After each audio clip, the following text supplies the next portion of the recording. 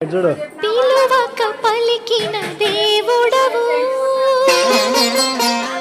కోరక దొరికిన కుంకుమవు. ఏమని పిలువను నేను, ఇలవేల్పుగా నిన్ను కొలిచేను. ఏమని పిలువను నేను, ఇలవేల్పుగా నిన్ను కొలిచేను. ఏనాటిదో ఈ పుణ్యము,